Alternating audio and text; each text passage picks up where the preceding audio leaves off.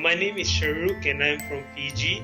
Currently, I'm actually working for a central bank here back at home, and I'm involved with the development work, basically on policy development in terms of the banking, insurance, and the credit industry. So basically, a lot of work that is involved in this area, and it's policy-driven, data-driven. So we develop policy for the financial sector here in Fiji.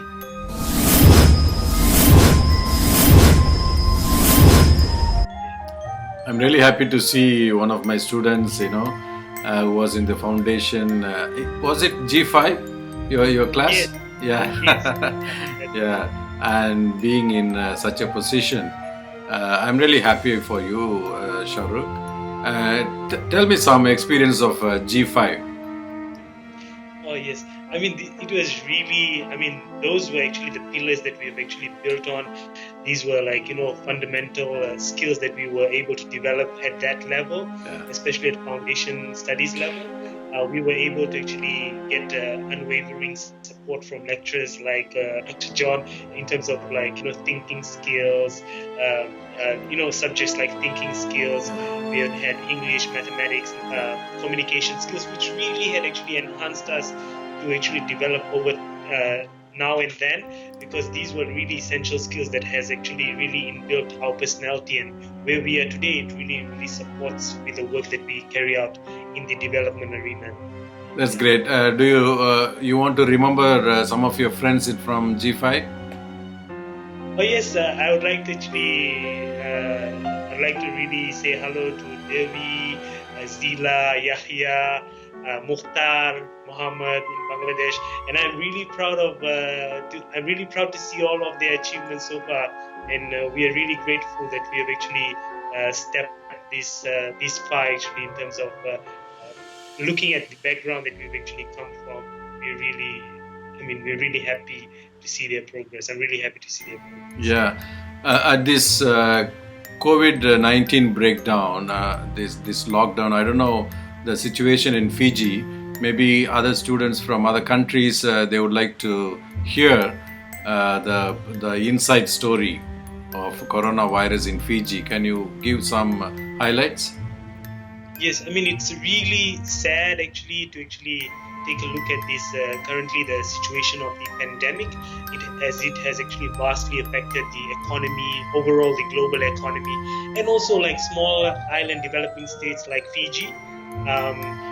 For us, it was really a hard hit because one of our sectors that Fiji actually highly depends on is the tourism sector, and this has actually imposed a really negative effect on the in the tourism sector. We had actually one of our first cases was actually one of the it was an air hostess that was traveling abroad, and it's something. These jobs that you actually undertake, especially being a flight attendant or a hostess, it's really risky. But that was one of our first cases that Fiji had started with, and that was back in May. And to date, we've got actually 18 cases of people that has been infected with actually COVID-19. And also we've got the good news is that we've got 8 patients that have recovered, and our recovery rate is at 44%, and I think that's really good as compared to other countries. So I think in Fiji, but we're taking other measures which I'll elaborate later on. So how do you see your government taking steps? I must commend them with their efforts. The government is actually really making sure they're scrutinizing a lot of processes. We've got really a lot of unwavering support from the government so far in terms of supporting people who are really affected by this COVID-19. And also, I think recently, I think you would be aware of that we've been hit hard also by DC Harrow. So this was actually 2 of the natural disaster. I think the government had also announced a state of natural disaster at this point in time. So the government, in terms of the government, they are providing as much support as possible. Well, I think I would acknowledge also our medical staff here in Fiji. They have been doing a fantabulous job in terms of doing a lot of medical screenings for the people, making sure that this pandemic is actually contained within the country. So yeah, Okay. Yeah. really Yeah. making a difference. And Um, also our military and police forces, yeah. because they're doing a great job in terms of also containing the efforts of social distancing, or what we call physical distancing here. Yeah, that's great. Usually, when we followed Australian Survivor, the television serial, you might have seen that Australian Survivor television Yes, serial. That yes, usually they shoot it in Fiji. yes, they do. Yeah, Yes. and they show beautiful beaches, and Fiji is known for beautiful beaches and the trees and nature and the people. So tell us about your exact place, the name of your place where you live in, and the favorite specificity of your place. So I'm actually residing in the capital city, Suva, Okay. and Suva it's basically a business district over here. Yeah. A lot of businesses there. So it's basically a lot of these white collar jobs. We've also got a lot of business that happens here, a lot of headquarters that operates from Suva, but we've got also manufacturing companies and all that operates a little bit outer skirts of Suva. But a lot of business activities that happen is happening within Suva itself. Yeah, yeah. And when you were in the university, I remember you stood for the election and you won, and you were part of student council, and you were one of the leaders, no? That was the role Yeah. model for other students. And I know you participated in lots of activities, student activities, welfare activities. You were part of all the social services. I remember. How is that social service part of you going now? Well, at the moment, Dr. John, what happened is because I've come into the country in 2016 and I've taken up some jobs. I mean, I've moved along some of the ranks here from commercial bank to the banking. Yeah. And in terms of my social contribution towards the society, really what I've done is that over the years, over the last 2 years, I've actually joined one of the religious organization as part of their board. Yeah. It's a management board, and also a lot of efforts are being put through by these organizations here in Fiji. Apart from that, we've got also Alliance for Future Generation. It's driven a lot by young advocates, and a lot of work that has been also done. This is more climate change and all. But we have actually focused, we've put some of the focus on the current status of COVID-19. So a lot of efforts have been driven from this angle. But what I'm also doing is at this stage, at this moment, we are looking at very minority groups of people who have been affected. So, simple things like actually having some relief efforts in terms of food essentials and all, and we've actually packaged some and we've distributed in small communities that I actually know personally.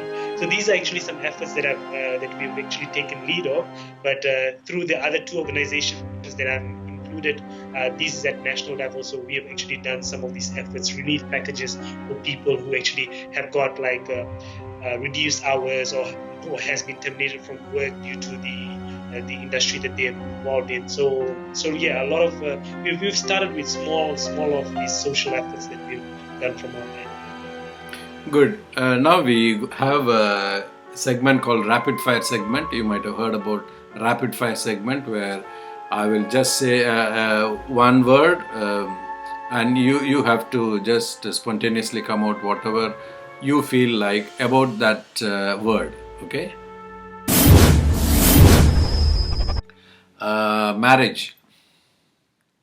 I'm still currently thinking about it. I mean, it's probably another 1 or 2 years to go before I think about getting married.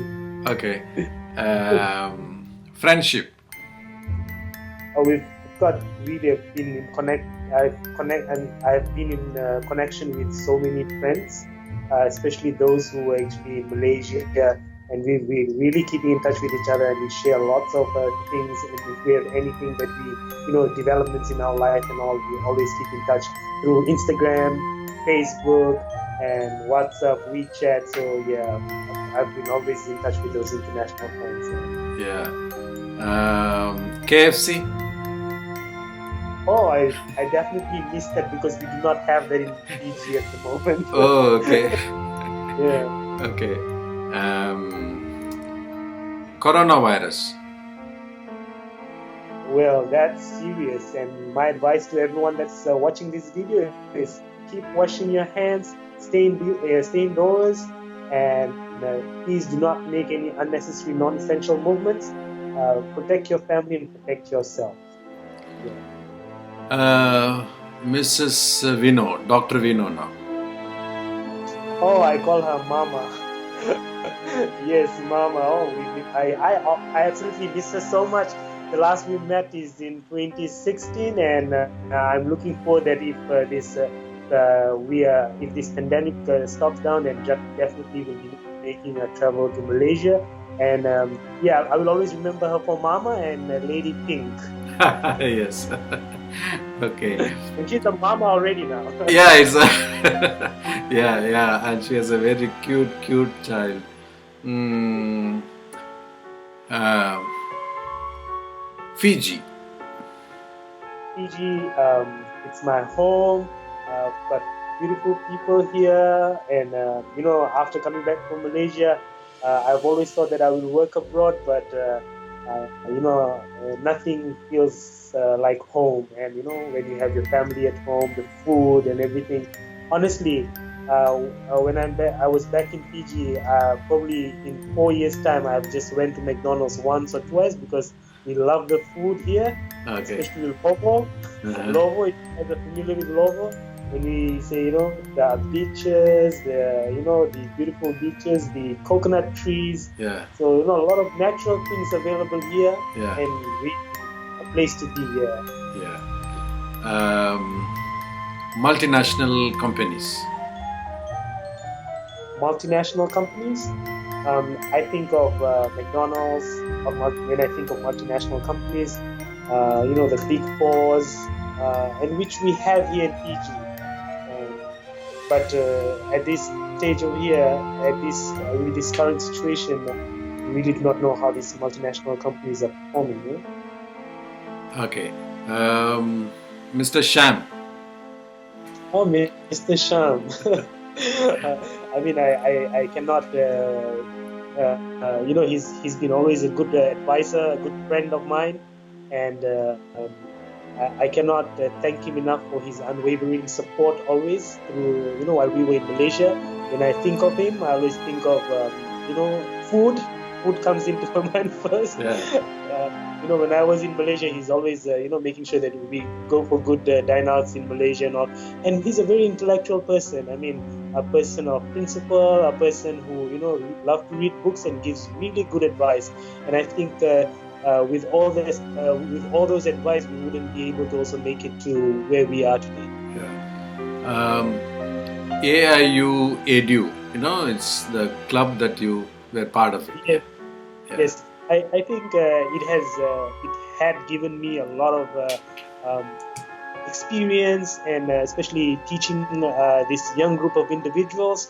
Being passionate. I had developed this passion to teach, and till today I carry that passion. Actually, I'm sorry. Don't worry. Till today I actually carry that passion of teaching, especially engaging with those orphanages. I still miss them and I still remember them.